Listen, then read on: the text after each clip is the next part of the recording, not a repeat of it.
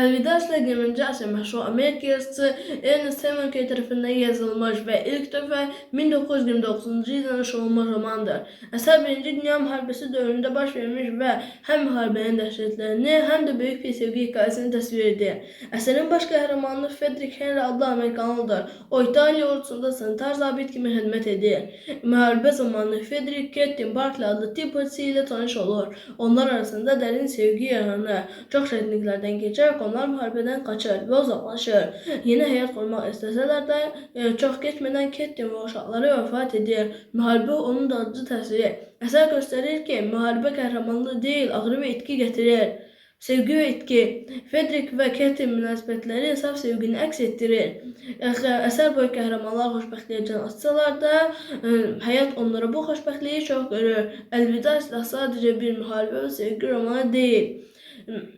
Müharibenin ne kadar mənasız ve insanın daxili dünyasını gösteren bu eser Hemingway'in en güçlü eserlerinden biri hesab olunur.